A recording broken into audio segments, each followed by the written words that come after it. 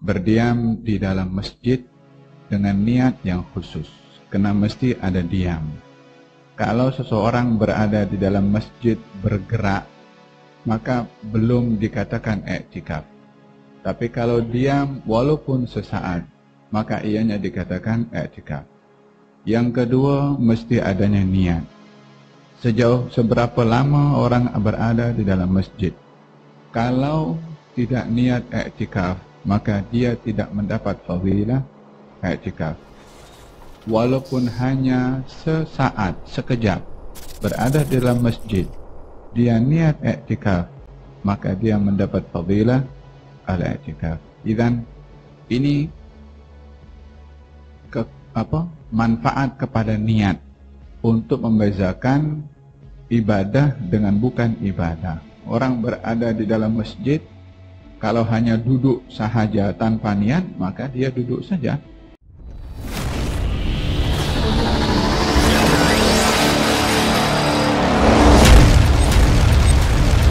Bismillahirrahmanirrahim.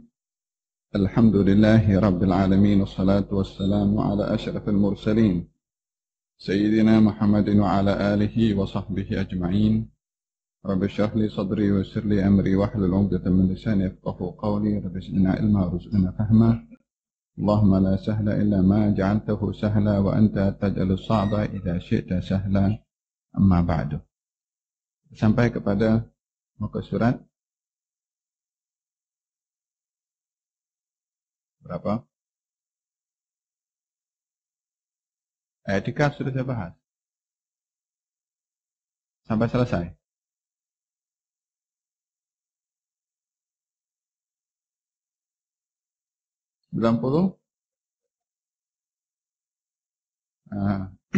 Ya kan. Muka surat 97, dahulukan kaki kanan bila masuk ke masjid.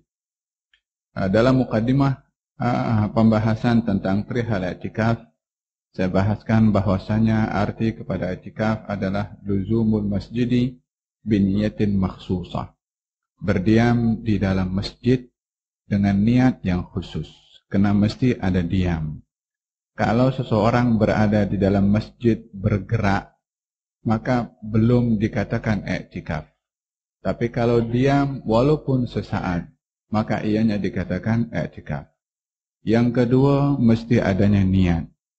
Sejauh seberapa lama orang berada di dalam masjid. Kalau tidak niat i'tikaf, maka dia tidak mendapat fadilah i'tikaf.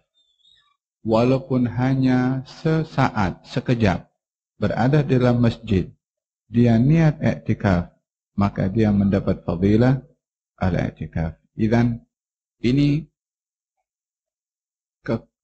manfaat kepada niat untuk membezakan ibadah dengan bukan ibadah. Orang berada di dalam masjid, kalau hanya duduk sahaja tanpa niat, maka dia duduk saja. Tapi kalau dia berada dalam masjid niat i'tikaf, maka dia mendapat fadilah al-i'tikaf.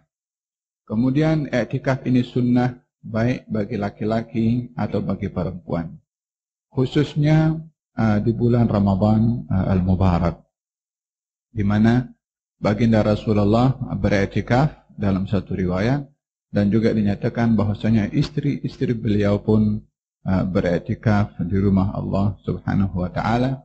Hanya bila mana perempuan iktikaf di dalam masjid hendaklah menjaga kehormatan masjid dan juga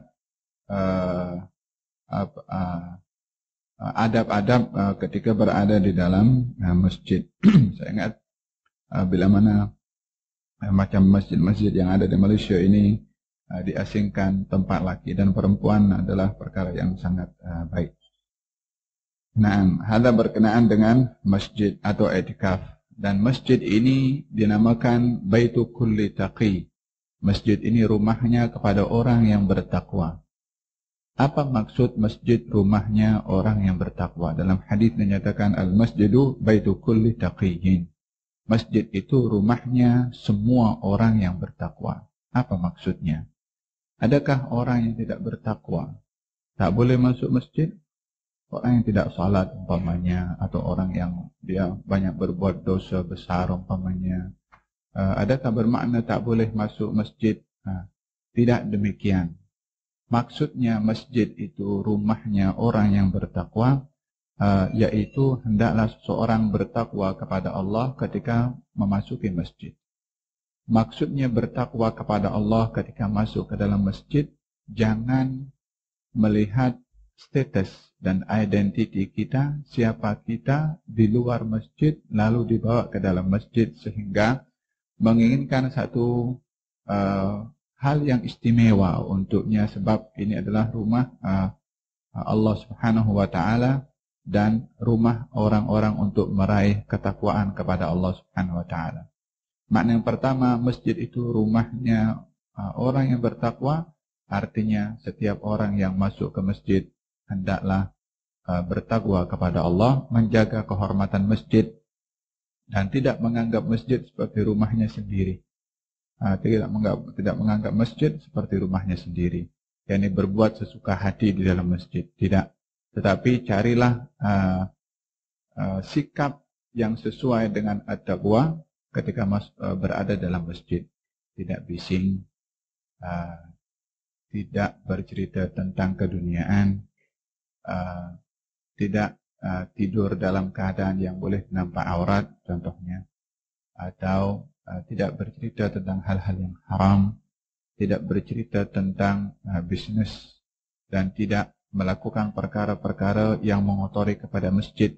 Kesemuanya itu bahagian daripada perbuatan-perbuatan taqwa yang dilakukan oleh seseorang ketika berada di dalam masjid. Itu hal berkenaan dengan masjid itu rumahnya orang yang bertakwa. Dan mungkin orang yang datang ke masjid, kalau awalnya dia tidak bertakwa, lalu datang ingin mencari ketakwaan, insya Allah juga akan mendapatkan nilai takwa kepada Allah ketika memasuki dalam masjid. Paham dong? Jangan halang orang yang banyak berdosa untuk pergi ke masjid. Tak, ajak justru pergi ke masjid supaya dapat rahmat dan dia mendapat hidayah dan berubah menjadi orang yang bertakwa. Kalau masjid ini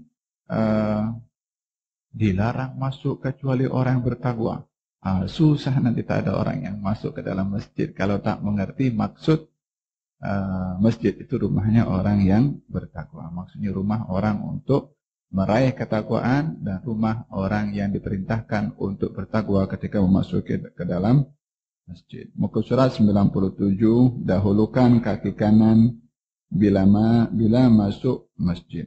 Kata Al-Imam Abdullah bin Al-Haddad, beliau berkata, kemudian apabila Anda hendak memasuki masjid, hendaklah Anda mendahulukan kakimu yang kanan dan bacalah doa yang berikut. Bismillah, wassalatu wassalamu ala rasulillah, Allahumma ghfirli dhunubi waftahli abwaba rahmatik. Dengan menyebut nama Allah dan selawat ke atas Rasulullah. Ya Allah, ya Tuhanku, ampunilah bagiku semua dosa-dosaku dan bukakanlah bagiku semua pintu-pintu rahmat-Mu. Ingat, jangan sampai Anda duduk sebelum bersembahyang 2 rakaat, yakni tahiyatul masjid. Jika Anda tidak dapat melakukan sembahyang 2 rakaat itu, bacalah 4 kali daripada zikir ini.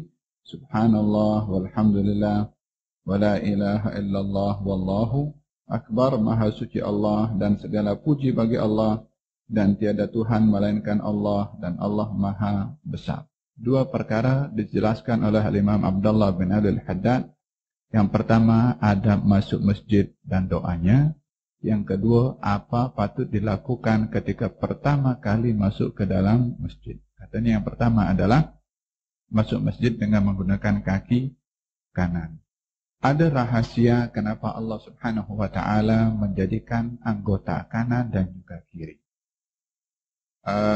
Sehingga di dalam Al-Quranul Karim juga kanan dan kiri menjadi sebutan kepada Allah. Bila mana ingin menyebutkan orang-orang yang baik, Allah menggunakan ashabul yamin, yakni orang-orang kanan. Bila mana menisbahkan kepada orang-orang yang jahat, ashabus shimal, yakni orang-orang kiri. dari segi kanan dan juga kiri, bukan kebaikan dan keburukannya terletak kepada nama kanan dan nama kiri, akan tetapi terletak kepada kebiasaan kanan digunakan untuk apa dan kiri untuk apa. Kanan diperintahkan digunakan untuk hal-hal yang baik, dan kiri digunakan hal-hal yang bersifat mungkin agak kotor. Walaupun anggota kanan tak akan sempurna tanpa kiri, kiri juga tak akan sempurna pada kanan. Seseorang kalau hanya punya satu tangan kanan sahaja, maka tak lengkap pergerakannya dan tak selesa, melainkan adanya kiri. Bila mana seseorang pun hanya mempunyai kaki kanan sahaja, maka dia pun tak selesa dan sempurna berjalan, melainkan dengan adanya kaki kiri. Dan pada kanan dan kiri bukan masalahnya kepada namanya, karena ianya adalah saling memerlukan satu kepada yang lain, akan tetapi kepada fungsinya. Nabi menggalakkan untuk hal-hal yang baik menggunakan kanan dan yang kurang baik menggunakan kiri. Seperti macam sebelumnya masuk tandas, kita kaki kiri, keluar kaki kanan.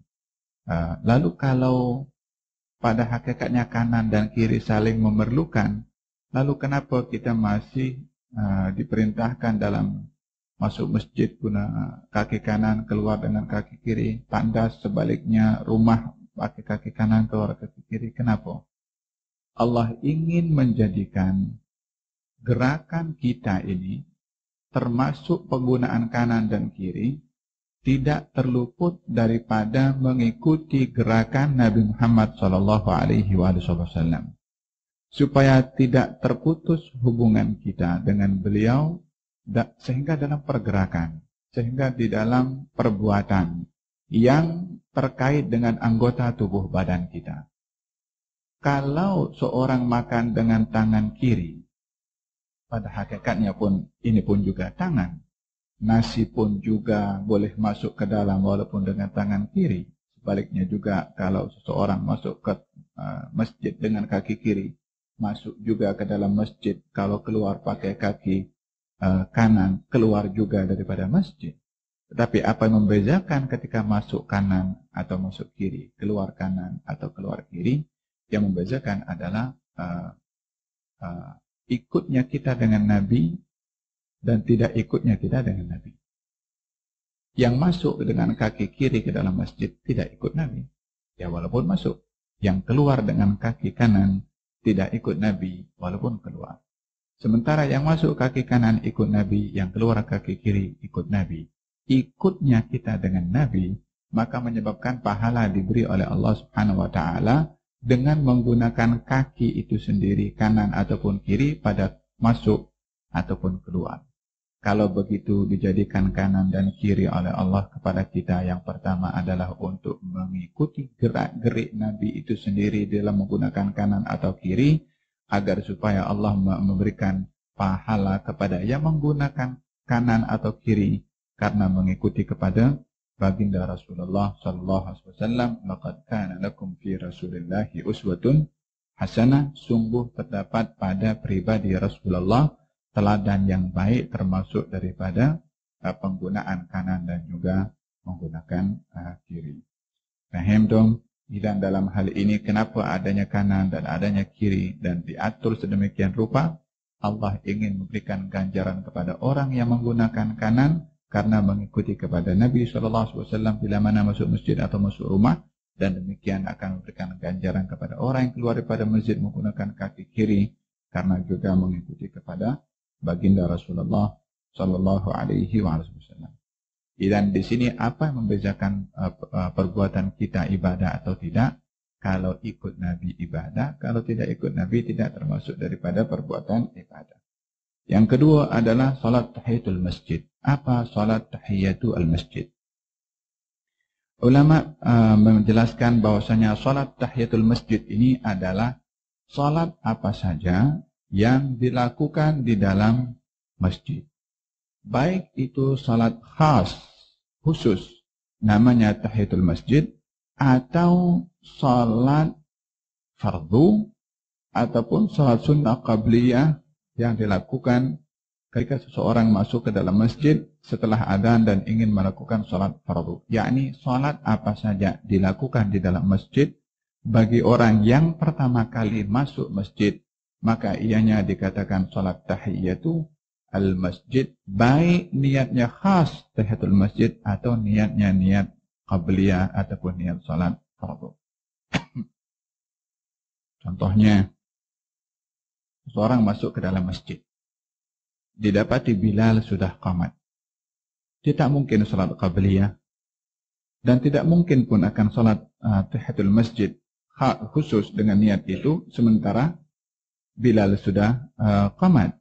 Dia mesti mengikut kepada imam yang akan memulakan salat fardu.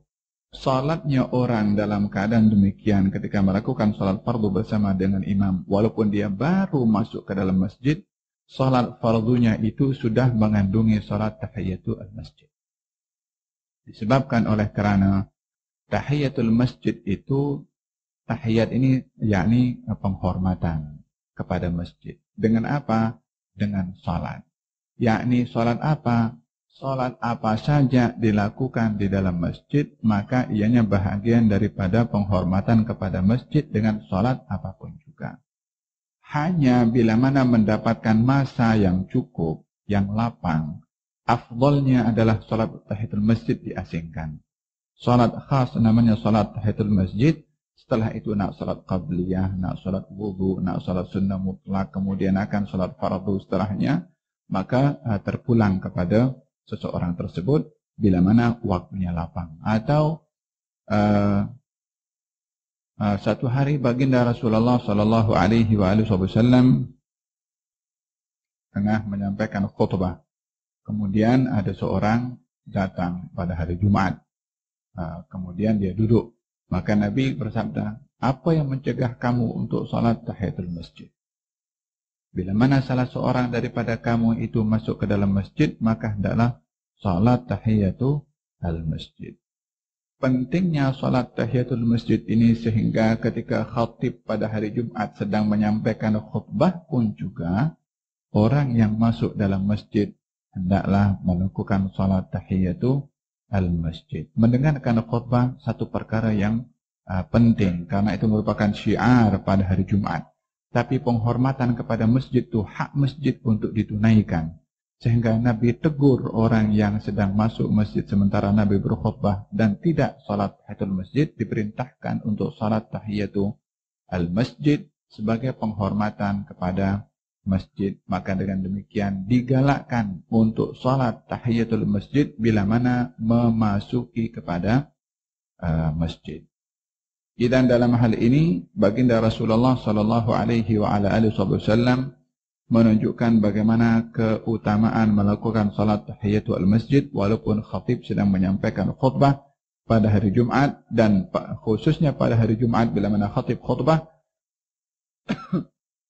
tak boleh ada salat kecuali salat tahiyatul masjid sahaja. Kalau sudah salat tahiyatul masjid, maka tak boleh salat yang lain. Orang dia batal sembahyangnya contohnya.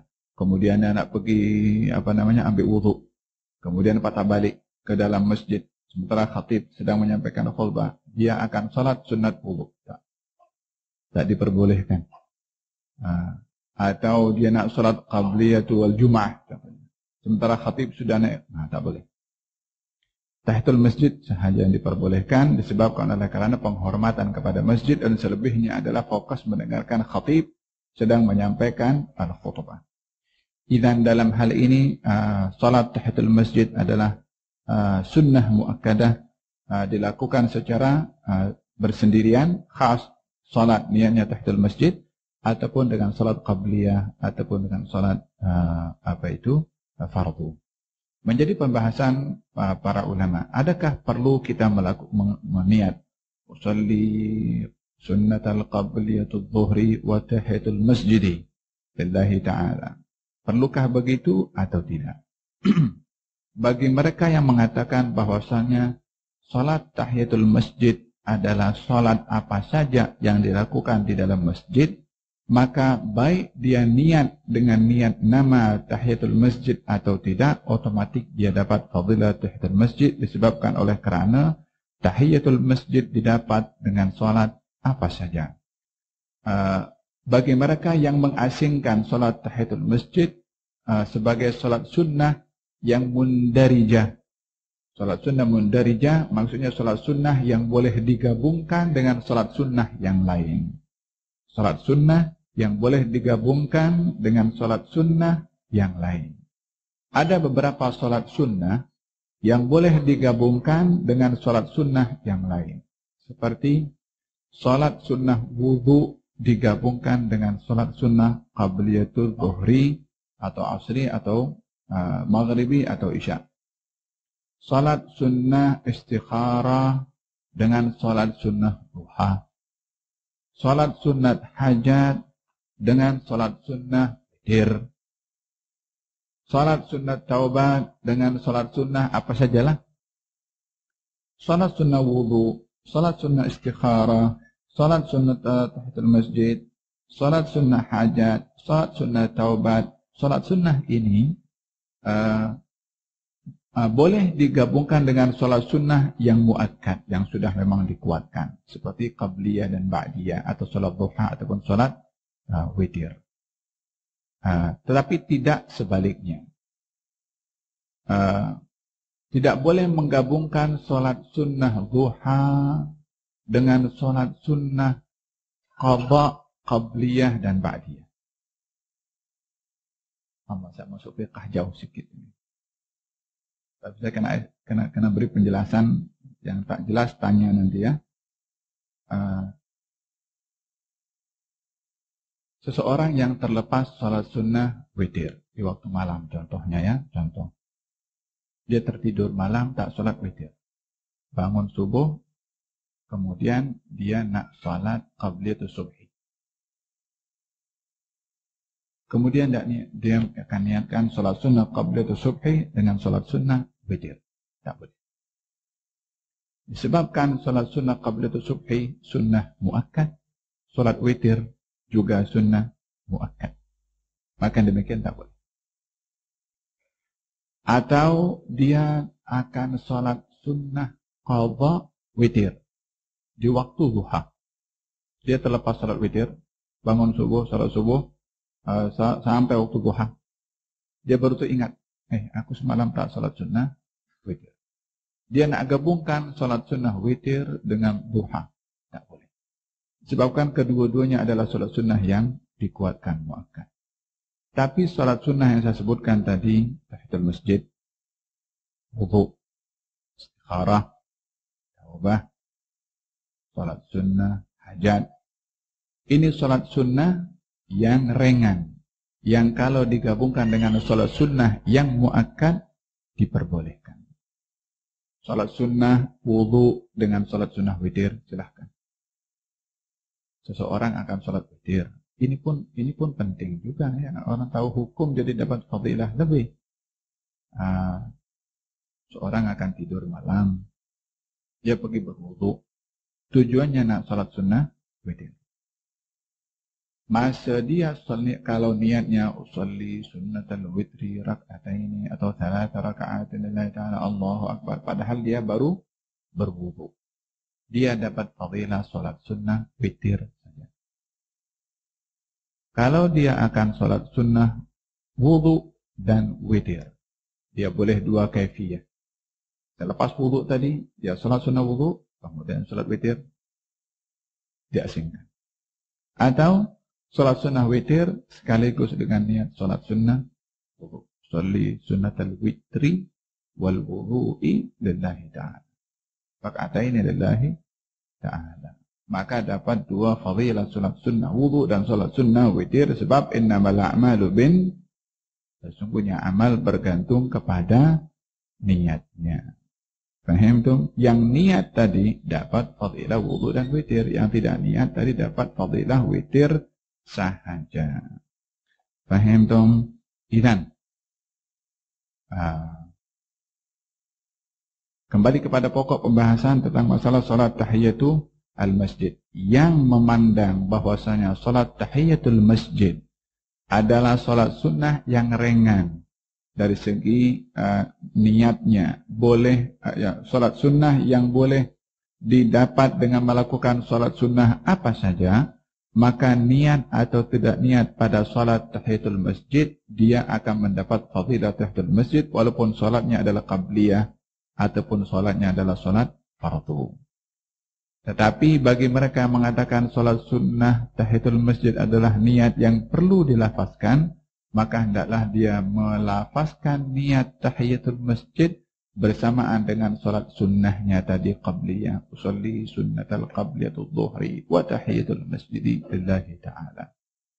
Karena disebutkan bagi yang pendapat yang kedua yang mengatakan tahiyatul masjid adalah bahagian daripada salat sunnah, yang lainnya seperti wudhu dan yang lainnya yang mesti dilafazkan dengan niat ketika yang dihadirkan dengan niat ketika ingin melakukan salat sunnah tersebut. Hanya disebutkan niat salat qabliyahnya dulu, baru tahiyatul masjidnya kemudian.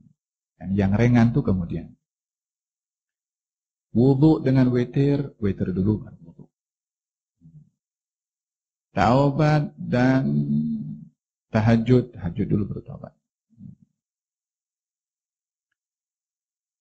Duha dan istikharah, duha dulu dan istikharah. Yang boleh masuk kepada sholat yang lain, maka niatnya diakhirkan setelah disebutkan niat yang yang utama tadi. Paham tuh? Nampak banyak yang tak paham, saya ingat. Memang sebab pembahasan bukan fiqh ini, jadi saya.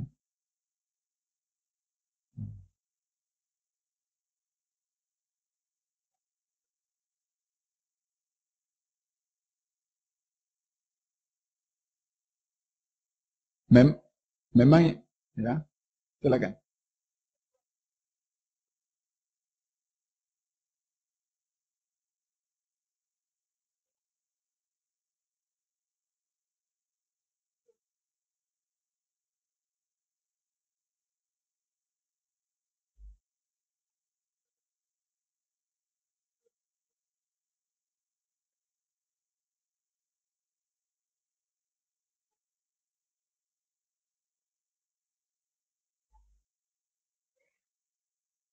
Itu yang saya jelaskan tadi.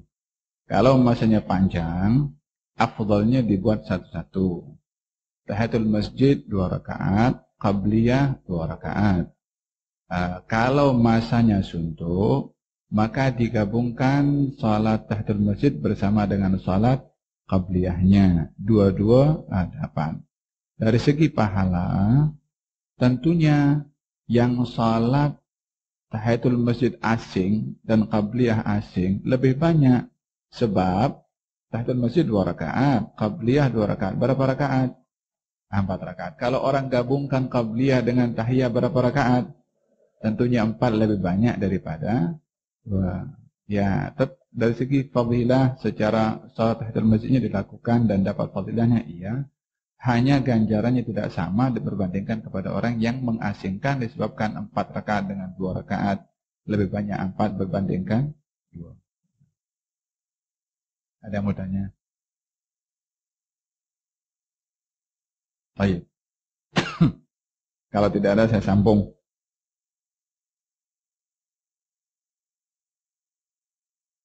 Bagi mereka yang tidak melakukan sholat tahiyatul masjid, seperti masuknya dalam keadaan hadas, kebetulan pula masa itu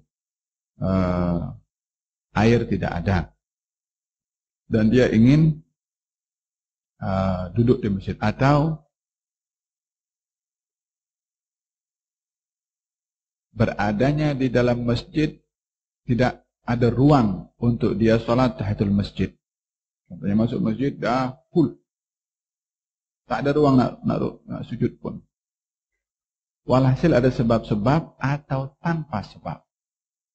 Kalau seseorang tidak melakukan salat tahiyatul masjid, ada sebab atau tidak ada sebab, maka hendaklah membaca al-baqiyatus salihat, subhanallah walhamdulillah wala ilaha illallah wallahu akbar 4 kali.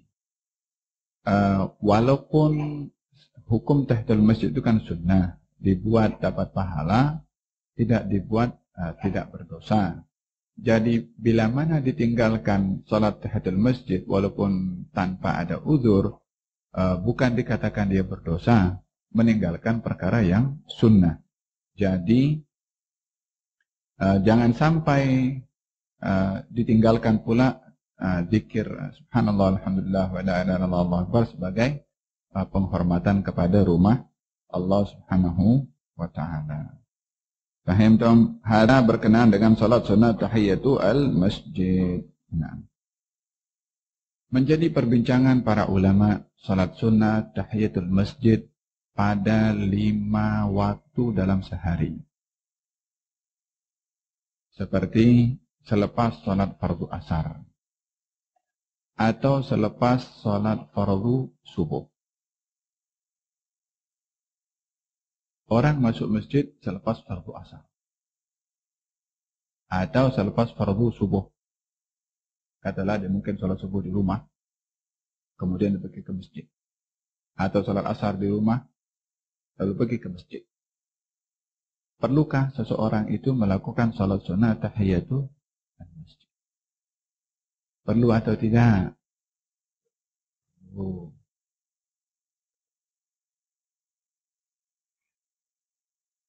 Dia di dalam hadis Nabi SAW ada 5 waktu dalam sehari seseorang dilarang melakukan salat sunnah. Yang pertama selepas fardu subuh. Yang kedua selepas salat fardu asar. Yang ketiga saat matahari terbit. Yang keempat saat matahari tegak berada di atas. Yang kelima saat matahari terbenam. Mula daripada matahari itu sudah mula menguning untuk terbenam sampai sempurna terbenam, maka tidak diperbolehkan melakukan salat sunnah. Dalam hal ini ahli sunnah wal jamaah daripada mazhab Imam Abu Hanifah mengatakan apa saja salat di 5 waktu ini tidak diperbolehkan, termasuk tahiyatul masjid. Tapi mazhab Imam Syafi'i memperbolehkan dengan perincian yang panjang. Kalau saya jelaskan makin pening juga nanti. Tadi dah pening, jadi saya tak mau bikin pening sekali lagi. Tapi boleh mengikut mazhab Imam Syafi'i dengan sebab-sebab. Kalau ada masa saya akan explain lah, dan sekarang tapi diperbolehkan mengikut mazhab Imam Syafi'i. Hanya pengikut mazhab Imam Syafi'i memberi 2 sikap atau 2 pilihan. Boleh salat tahiyatul masjid walaupun selepas subuh, walaupun selepas asar. Yang kedua, menggantikan dengan zikir ini untuk mengelak daripada 2 perbezaan pandangan ulama yang kedua-duanya dalam Ahlus Sunnah wal Jamaah. Di mana pandangan yang lain mengatakan haram sholat apa saja pada 5 waktu ini. Ya. Jadi pengikut mazhab Imam Syafi'i mengambil 2 langkah. Silahkan sholat tahiyatul masjid karena itu pun diperbenarkan dalam mazhab Syafi'i. Atau yang kedua, gantikan dengan at-tasbihat subhanallah alhamdulillah wa la ilaha illallah Allahu akbar sebanyak 4 kali. Terselamat daripada 2 pandangan. Mengikut Syafi'i memang pun ada digalakkan, ataupun terselamat daripada pendapat Imam Abu Hanifah yang mengatakan haram melakukan salat sunnah tahiyatul masjid pada 5 waktu tersebut. Ya. Kecuali di Masjid Al-Haram. Di Masjid Al-Haram tidak ada larangan apapun juga, sholat apapun juga. bila-bila masa, apa saja salatnya, maka diperbolehkan di Masjid Al-Haram. Kata baginda Rasulullah, jangan kamu halang sesiapa sahaja untuk salat di masjid ini apa saja. Maka dalam hal ini Masjidil Haram mempunyai keutamaan tersendiri. Untuk tidak dilarang seseorang salat apa saja bila-bila masa sahaja. Hanya bagi mereka orang yang pergi ke tawaf, pergi ke haji atau pergi ke haji atau umrah, bila mana ingin melakukan tahiyatul masjid di Masjid Al-Haram adalah tahiyatul masjid di Masjid Al-Haram adalah dengan tawaf. Namanya tawaful qudum. Tawaful qudum itu namanya tawaf tahiyatul masjid di Masjid Al-Haram. Saya sambung, bila Anda hendak keluar dari masjid, dahulukan kakimu yang kiri dan bacalah begini. Hikmahnya sama dengan kanan yang saya explain pada mukaddimah. Bismillah wassalatu wassalamu ala Rasulillah. Allahumma ighfir li dhunubi waftah li abwaaba rahmatik. Abwaaba fadlik, ya. Sana tulis bukunya apa?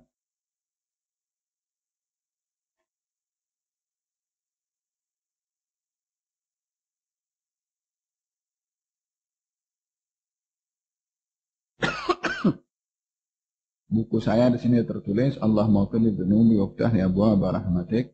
A'udzu billahi minasyaitonir rajim wa junudi. Yang saya hafal Allahumma ighfir li dhunubi waftah li abwaaba fadlik. A'udzu billahi minasyaitonir rajim wa junudi.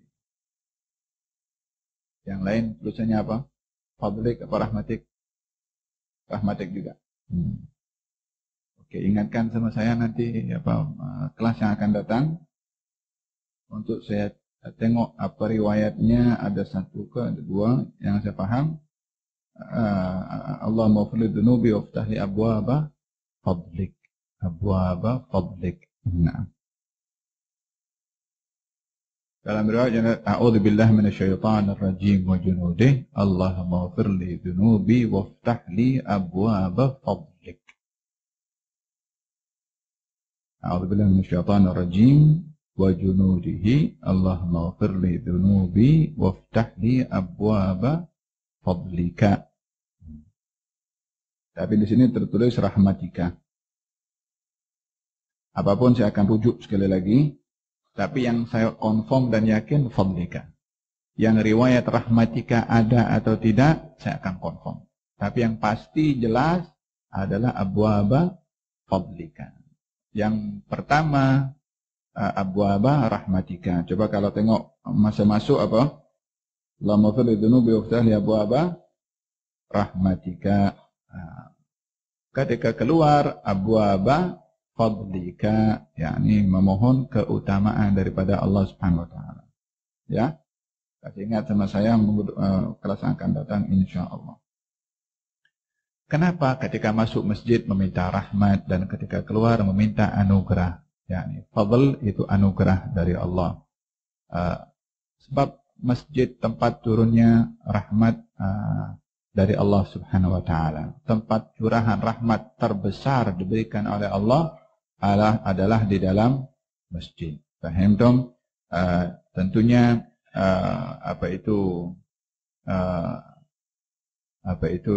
di dalam hadis Nabi sallallahu alaihi wasallam tentang orang yang duduk berzikir di rumah Allah Subhanahu wa taala akan dicurahkan dengan curahan rahmat oleh Allah Subhanahu wa taala. Kalau keluar meminta fadlik, yakni meminta keutamaan atau anugerah dari Allah Subhanahu wa taala dengan dimulai memohon kepada Allah berlindung daripada syaitan. Disebabkan oleh karena orang kalau masuk dalam masjid berada dalam rahmat Allah dilindungi oleh Allah. Sebab di rumahnya Allah syaitan tak akan kacau dan tak akan mungkin syaitan berjaya untuk masuk ke rumah Allah kecuali kalau orang itu masuk masjid tak baca bismillah. Dia macam dia tumpang. Dijadikan transport oleh syaitan untuk masuk ke rumahnya Allah melalui tumpangan orang yang masuk ke rumah Allah tak baca bismillah, tak baca doa tadi. bagi mereka yang membaca, maka syaitan tak akan masuk ke dalam, tapi dia standby di luar. Dia tunggu. Disebabkan oleh kerana bila mana keluar, syaitan akan memainkan peranannya lagi untuk mengganggu kepada manusia supaya melakukan perkara-perkara yang dilarang oleh Allah. Dan oleh kerana demikian, kita keluar daripada masjid, kita berlindung. A'udzubillah minasyaitonirrajim wa junudih. Aku berlindung kepada Allah daripada syaitan-syaitan yang direjam dan tentera-tenteranya atau askar-askarnya. Allahumma fir li dhunubi, ya Allah, aku mohon kepada Engkau ampunkan dosa-dosaku dan bukakan kepadaku pintu. Kalau tengok terjemahannya, pintu-pintu apa? Coba tengok kalau yang apa itu, yang ketika masuk pintu-pintu apa? Rahmatmu. Arti fadlik, kurniaanmu. Mungkin tersalah cetak. Abwaba fadlika. Karena kalau tengok terjemahannya memang kurniaan, dan itu sesuai dengan kalimat al-fadl.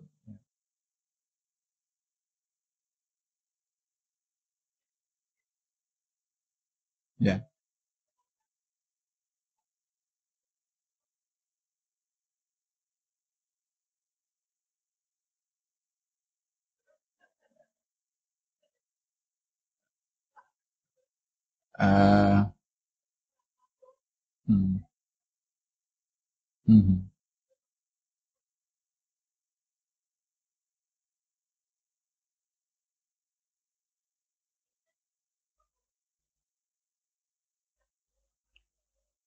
Masuknya ya, tapi adakah dia boleh ganggu orang lain yang baca bismillah? Allahu a'lam.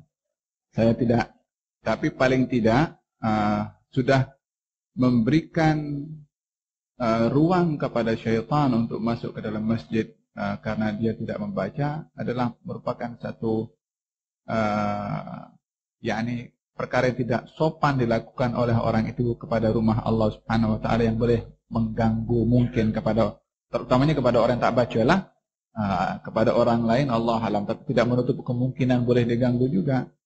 Apa sebab hadis dibilang rapatkan saf kamu dalam salat karena syaitan berdiri di celah-celah saf yang tidak rapat. Untuk apa? Ya untuk mengganggu orang-orang yang salat. Jawab seruan muadzin. Masalah masjid sudah selesai ya? Nah. Perlu diperhatikan bahwasanya masjid ini adalah rumah Allah yang perlu untuk dijaga keharmoniannya. Dalam hadis Nabi SAW beliau bersabda, orang yang masuk masjid kalau bawa panahnya dia punya tajam tu suruh balikkan ke dalam supaya tak kena orang. Kalau bawa pedang, masukkan pedang dalam sarungnya supaya tak menakutkan kepada orang. Intinya masjid itu tempat untuk mencari keamanan. Kalau senjata sahaja disuruh tutup seperti itu untuk tidak menakutkan atau membahayakan kepada orang, maka demikian juga orang berada di dalam masjid. Jangan tengking orang sampai bikin takut kepada orang, ataupun menggunakan satu sikap yang membuat orang tidak selesa di rumah Allah Subhanahu wa ta'ala. Dan orang yang dilantik oleh Allah untuk menjadi khadam kepada masjid adalah Nabi Ibrahim dan juga Nabi Ismail. Bila mana ada tugasan yang mulia untuk didapat oleh seseorang, adalah tugasan untuk menjaga keselesaan masjid. Faham tu? Dan Allah panggil kepada Nabi Ibrahim dan juga Ismail, antahhira baitiya lit-ta'ifina wal-'akifina war-ruk'is sujud. Wahai Ibrahim dan Ismail, sucikan rumahku. Antahhira baitiya, sucikan rumahku. Antahhira lit-ta'ifina wal-'akifina war-ruk'is sujud. Lit-ta'ifin untuk orang yang tawaf, untuk orang yang i'tikaf, ataupun lit-ta'ifin untuk orang yang datang daripada jauh, al-akifin untuk orang yang datang daripada tempat-tempatan itu. Ada dua makna, ta'ifin yang datang daripada jauh, al-akifin orang tempatan. atau taifin untuk orang yang tawaf, al-akifin untuk orang yang i'tikaf. Intinya menjaga kenyamanan masjid untuk orang yang masuk ke dalam masjid, waruka'is sujud, dan untuk orang yang rukuk dan juga sujud. Diselesaikan, dinyamankan orang untuk beribadah di rumah Allah Subhanahu wa taala. Sehingga dahulu orang itu berebut untuk berkhidmat di rumah Allah Subhanahu wa taala, dan Nabi, saya ingat kelas yang lalu saya ceritakan atau tidak Allahu alam, tapi seorang perempuan berkulit hitam di zaman Rasulullah bernama Ummu Mihjan. Dia punya kerja hanya membersihkan masjid. Kalau ada kotor, sampah apa, kanat taqummul masjidah. Dahulu Ummu Mihjan ini suka membersihkan sampah-sampah masjid yang kotor. Satu hari Nabi tak nampak dia. Mana dia? Katanya sahabat, sakit ya Rasulullah, diziarahi oleh Nabi dan sakitnya kena. Kemudian meninggal dunia tanpa dimaklumkan kepada Nabi, dikuburkan. Kemudian Nabi tanya, mana dia? Bagi tahu sudah meninggal dunia. Katanya, kenapa kamu tak beritahu kepada aku? Maka diziarahi oleh Nabi. Nabi salat jenazah setelah dikebumikan Ummu Mihjan itu. Lalu dipanggil oleh Nabi, ya Ummu Mihjan, apa kamu dapat dalam kubur situ? Kata baginda Rasulullah. Nabi kemudian bersabda, Ummu Mihjan menjawab, amalan yang paling baik adalah membersihkan masjid. Yani dia seronok dalam kuburnya, bangga dengan perbuatan membersihkan rumah Allah Subhanahu wa ta'ala. Yani menjaga keharmoniannya. Memang tugasnya waktu itu membersihkan masjid. Apa saja tugasannya melibatkan masjid. Faham tom? Dan tidak ada satu perbuatan dosa dilakukan oleh seorang yang lebih berbahaya daripada menjadi sebab orang lain enggan masuk masjid karena perbuatan orang itu. Baik yang menjadi tetamu kepada masjid atau tugas masjid. Kalau menyediakan orang itu tak mau pergi ke masjid karena fulan dan fulan ini selalu menjadi penghalang. Allah berfirman dalam Al-Quran, وَمَنْ أَظْلَمُ مِمَّنْ مَنَعَ مَسَاجِدَ اللَّهِ أَنْ يُذْكَرَ فِيهَا اسْمُهُ وَسَعَى فِي خَرَابِهَا. Siapa orang yang lebih zalim daripada orang yang menghalang orang lain untuk berzikir kepada Allah di rumah Allah Subhanahu wa taala. Mencegah orang lain untuk beramal di rumah Allah Subhanahu wa taala dengan berzikir kepada Allah. Wasa'a fi kharabiha. Dan dia berusaha untuk meruntuhkan masjid. Apa maksudnya meruntuhkan masjid? Bukan merobohkan bangunan. Tapi meruntuhkan masjid maksudnya meruntuhkan pengimarahan masjid. Dengan menjadi sebab masjid itu tak ada fungsinya. Sikapnya itu kasar kepada orang. Yang menyebabkan orang enggan, jangan pergi situ. Dia punya imam garang. Contohnya. Jangan pergi situ, dia punya fulan itu suka marah-marah kepada orang yang datang pergi ke masjid. Sehingga masjidnya kosong. Hentom jadilah di masjid ini sebagai khadim, pembantu. Bukan kepada orang. Membantu kepada yang Tuhan punya rumah itu. Baitiyah, kata Allah SWT. Tahira baitiyah, sucikan rumah saya. Kerja kepada siapa? Ya kerja kepada Allah Subhanahu wa ta'ala. Jawablah seruan azan.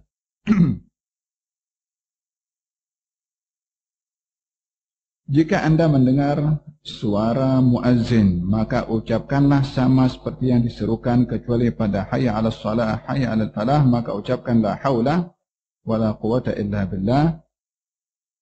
Dan pada saat pada salat, as-salatu khairun minan naum, salat itu lebih baik maka daripada tidur, maka ucapkanlah sadaqta wa bararta, engkau memang berkata yang benar dan yang baik. Nah, apa itu adzan? Adzan adalah lafaz-lafaz yang khusus diserukan di waktu sholat fardu untuk memaklumkan masuknya waktu sholat. Itu artinya adzan, zikir-zikir yang khusus. Jadi tidak boleh orang adzan dengan zikir selain daripada zikir adzan. Nah, contohnya orang adzan panggil orang untuk sholat, subhanallah, subhanallah. Allahu akbar, Allahu akbar. Lafaznya khusus untuk memanggil orang sholat. Nah, adzan ini sunnah untuk melakukan sholat fardu. Baik di masjid, di rumah, di padang pasir, walaupun bersendirian. Sunnah mengumandangkan adzan di masjid atau di rumah ataupun di mana saja walaupun kita sedang sholat bersendirian. Adzan hikmahnya untuk memaklumkan orang akan masuknya waktu sholat, memanggil orang untuk datang sholat, dan juga adzan mempunyai hikmah sunnah mendahulukan adzan sebelum sholat walaupun bersendirian. Apa sebabnya? Disebabkan baginda Rasulullah Shallallahu Alaihi Wasallam bersabda, orang yang mengumandangkan adzan, tidak ada apapun yang mendengar seruannya, baik itu pokok atau batu atau pasir, melainkan akan menjadi saksi kepada orang yang adzan nanti di hari kiamat. Dan dengan demikian suara yang dikumandangkan bagi orang yang adzan, manfaatnya itu kepada orang yang dengar dan juga kepada orang yang adzan. Kalau tidak ada orang yang dengar, orang yang adzan tetap mengambil manfaat. Dalam satu hari baginda Rasulullah melihat seseorang yang sedang mengembalakan kambing, dia seorang sendiri.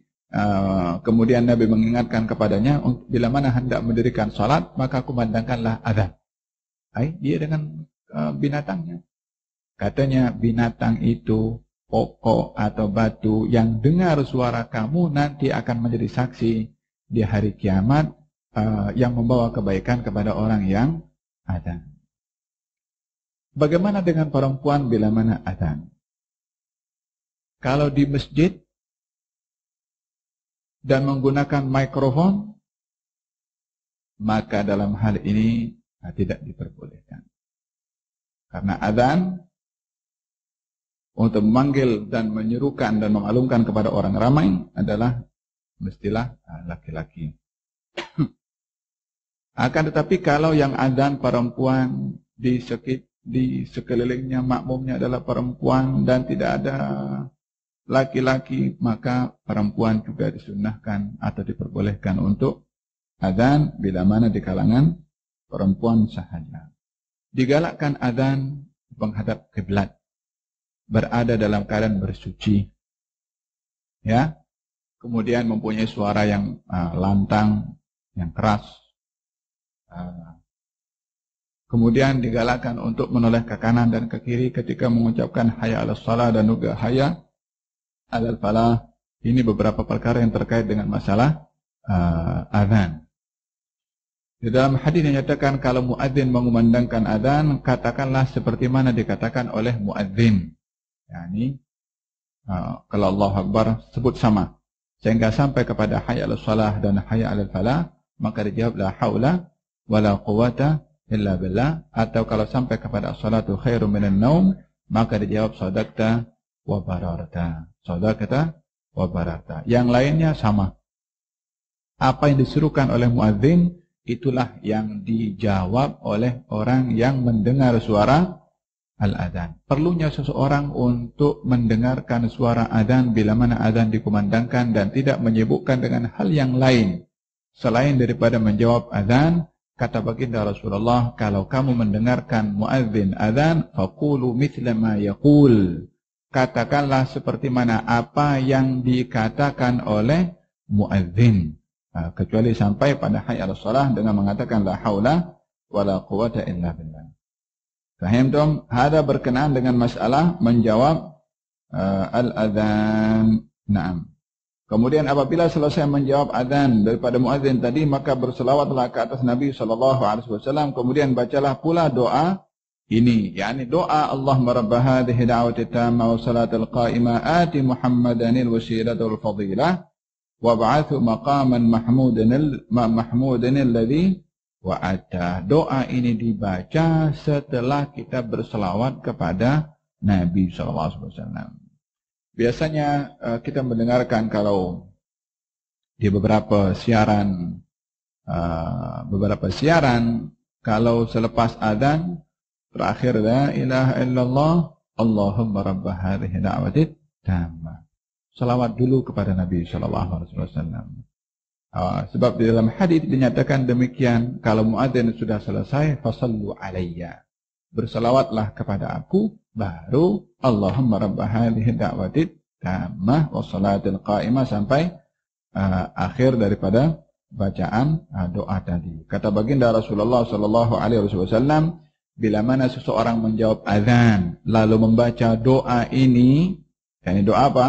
Allahumma rabb hadhihi da'wati tammah wa salatil qa'imah ati sayyidina Muhammadanil wasilatul fadilah wa syarafat darajatal 'alatul rafi'ah wa bathu maqaman mahmudan alladhi wa'adta, maka kata baginda Rasulullah, wajabat syafaati yaumal qiyamah, wajib mendapat syafaat aku di hari kiamat, disebabkan orang itu meminta untuk Nabi, namanya maqaman mahmud. Maqaman mahmud itu adalah kedudukan syafaat terbesar yang diberikan oleh Allah kepada baginda Rasulullah, sebagaimana dijanjikan oleh Allah di dalam Al-Quranul Karim, asa an yab'athaka rabbuka maqaman mahmuda, Tuhanmu akan memberikan kepadamu wahai Rasulullah Muhammad maqaman mahmuda, makam yang terpuji. Yang dimaksudkan adalah kedudukan syafaat terbesar yang diberikan oleh Allah kepada baginda Rasulullah. Orang yang meminta kedudukan itu untuk Rasulullah, maka dia berhak untuk mendapatkan syafaat Rasulullah.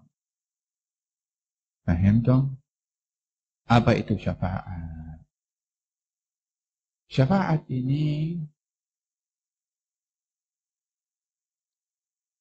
bantuan yang diberikan oleh Allah melalui orang lain.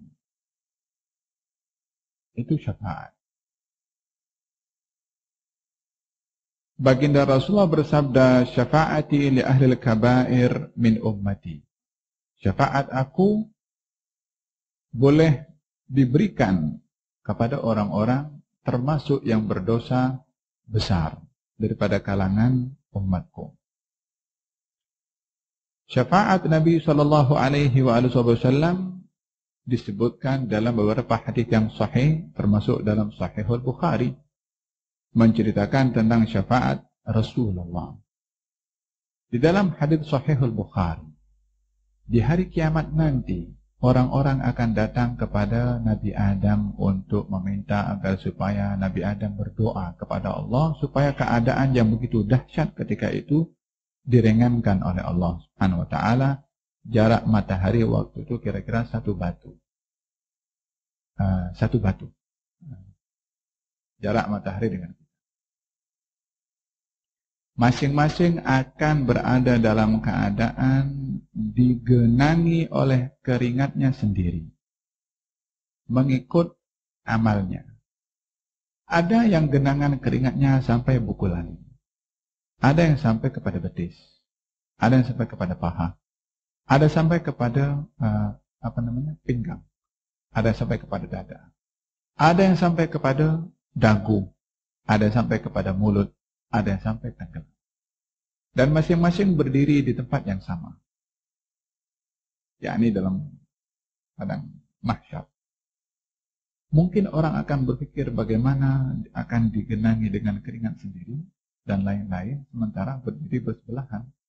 Namanya air dia boleh bercampur satu dengan yang lain.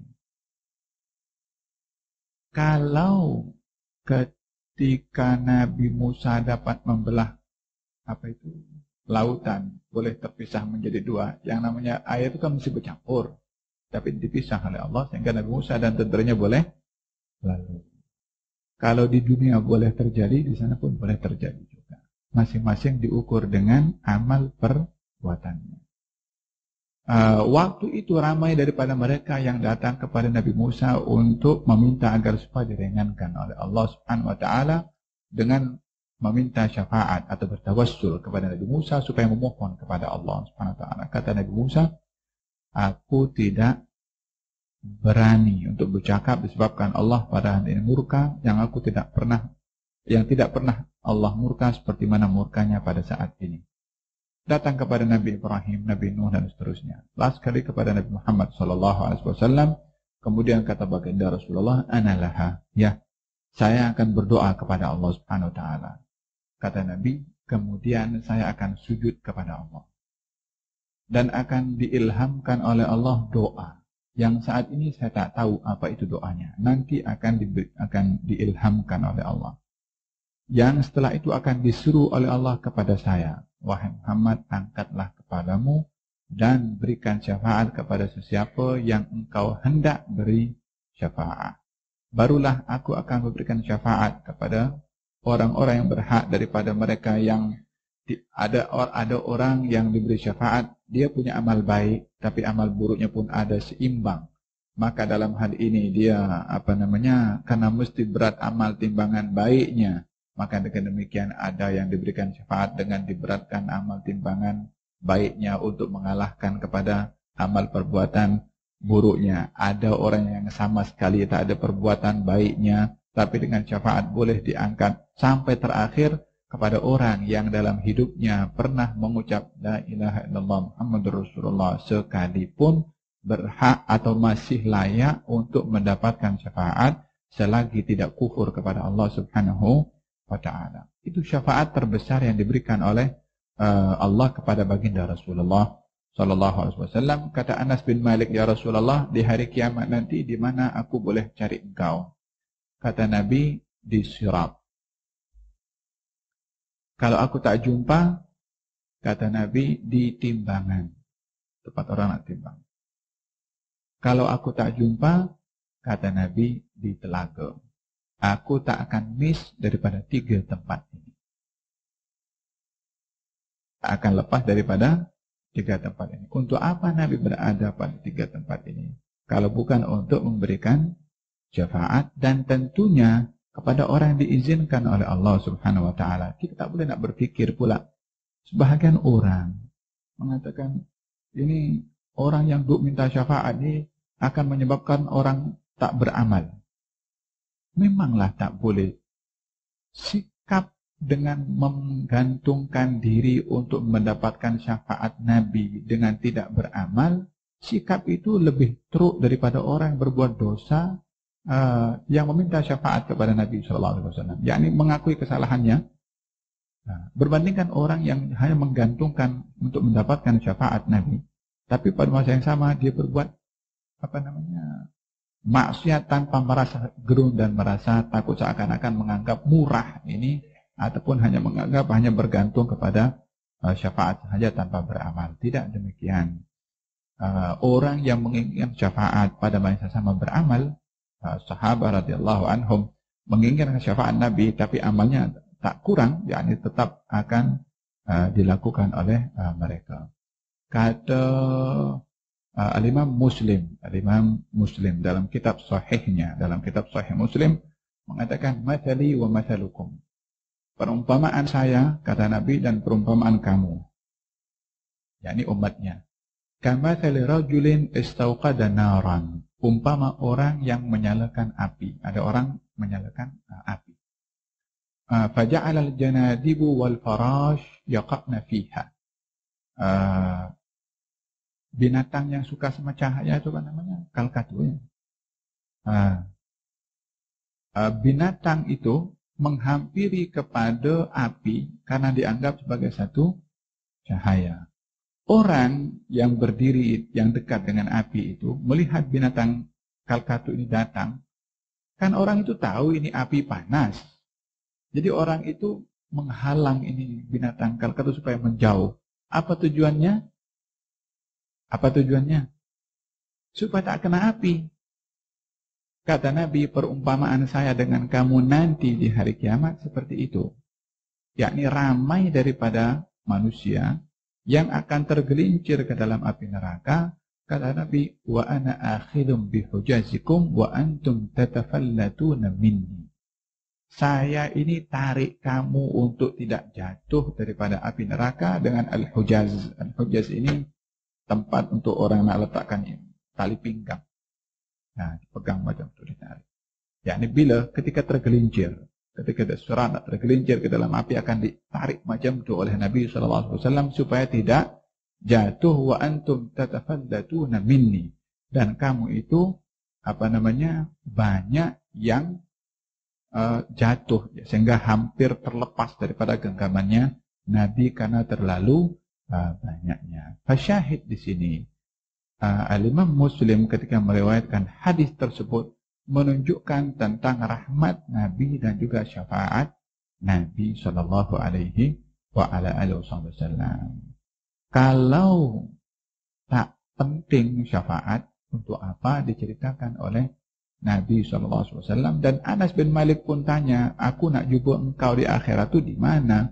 Anas bin Malik kan sahabat, kan sudah confirm dapat surga. Sahabat nak diridai oleh Allah Subhanahu wa taala. Akan tetapi tetap juga untuk mencari syafaat, tujuannya adalah untuk memaklumkan juga kepada kita supaya tahu kedudukan baginda Rasulullah SAW. Dan asbab untuk mendapatkan syafaat Nabi adalah doa selepas azan. Jadi kalau ada azan, jangan sibuk dengan yang lain. Kalau TV azan, jangan ubah kepada channel yang lain. Ini kita nak peluang nak dapatkan syafaat Nabi SAW. Dengar dulu itu azan supaya mendapatkan barakah daripada al-azan. Paham dong? Perbanyaklah dari doa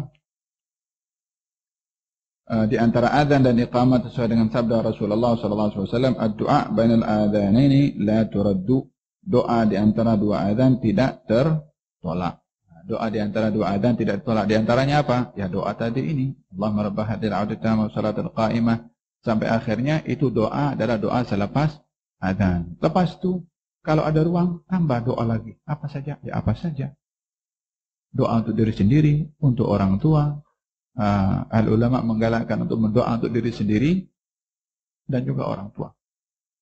Rabbighfir li wa liwalidayya, Rabbighfir li walidayya, Rabbighfir li walidayya warhamhuma kama rabbayani shaghira. Allahumma inna nas'aluka al-'afwa wal 'afiyah wal mu'afata ad-da'imah fid din wad dunya wal akhirah. Wa sallallahu alaihi wasallam Muhammadin wa alihi wasallam. Alhamdulillahirabbil alamin. Idzan dalam hal ini doa selepas azan sebelum iqamat adalah merupakan doa yang mustajab. Sebabnya bertepatan dengan waktu yang mustajab. Di antara waktu mustajab untuk berdoa adalah doa di antara azan dan juga iqamat. Paham dong? Baik.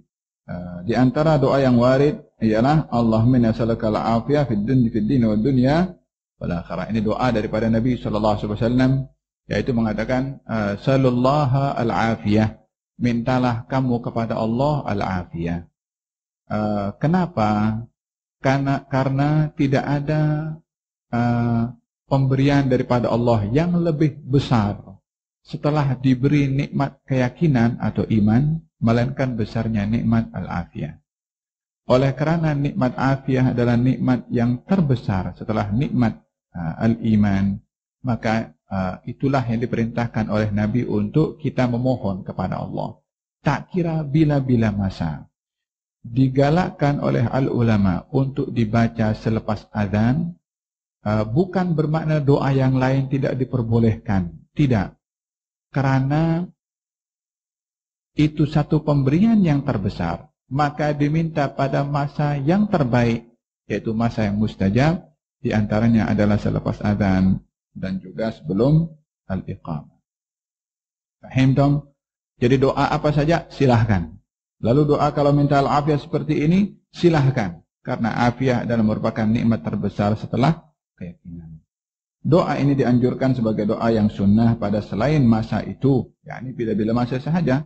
Maka hendaklah Anda membacanya karena dia adalah doa yang menyeluruh dan utama. Wallahu ta'ala a'lam bis-shawab. Saya nak masuk ke perihal salat tapi dah pukul 12. Awalnya nak saya habiskan sampai bab salat. Cerita pasal fiqah tadi panjang sangat. Tapi saya kena sebut juga. Ada yang mau tanya?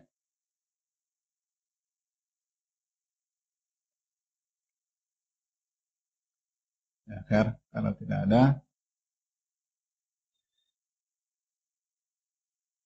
kadang-kadang orang ada bertanya berkenaan dengan ati Muhammadanil wasilah wal fadilah, dengan ati Sayyidina Muhammadanil wasilah wal fadilah. Dua-dua boleh. Nak guna Sayyidina boleh, tak guna pun boleh. Kemudian ada tambahan ya arhamar rahimin, wab'athu maqaman mahmudan alladhi wa'adtahu ya arhamar rahimin, atau ada tambahan innaka la tukhliful mi'ad. Diperbolehkan, hanya saja kalau membaca seperti mana termaktub dalam nas adalah afdal. Nah.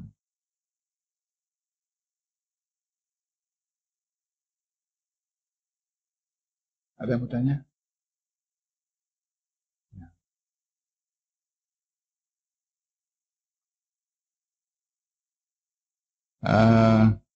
Perbezaan tahiyatul masjid adalah dilakukan bila mana status tempat itu adalah berstatus masjid mengikut syarak.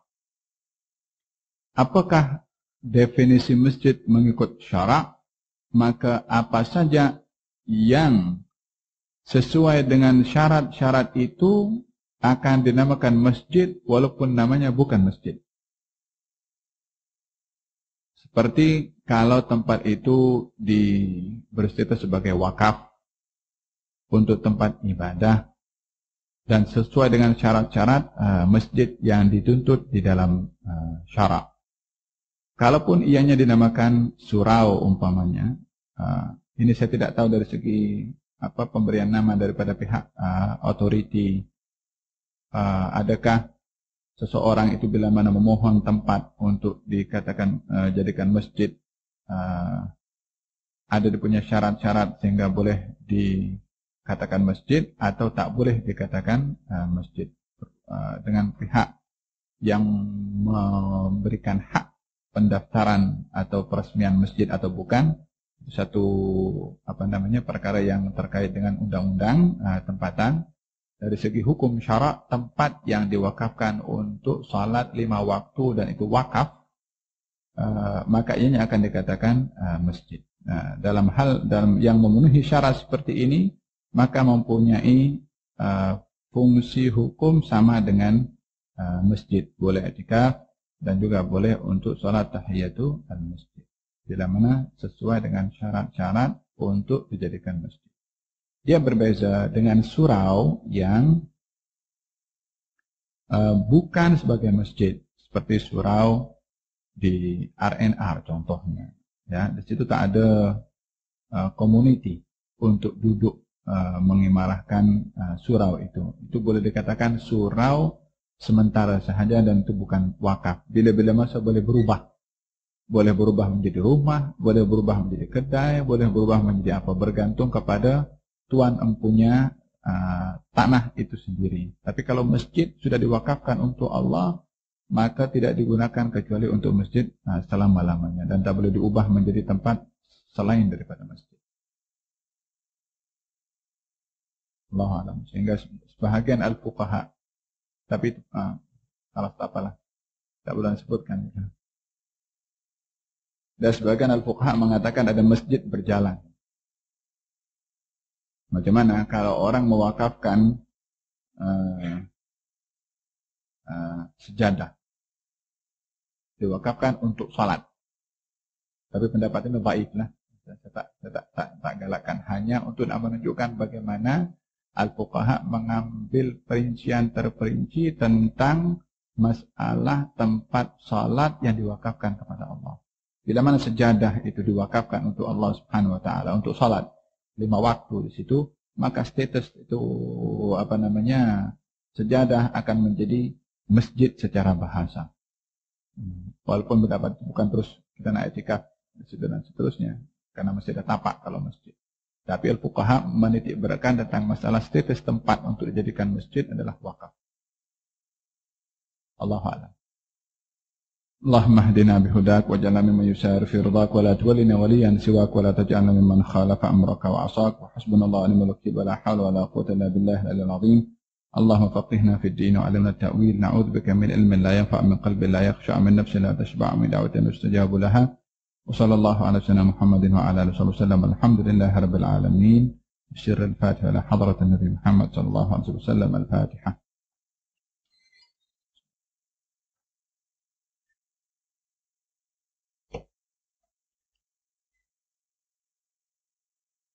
ربنا تقبل منا إنك أنت السميع العليم وتب علينا إنك أنت التواب الرحيم. دعواهم فيها سبحانك اللهم وبحمدك فيها سلام، وآخر دعواهم الحمد لله رب العالمين. تقبل الله.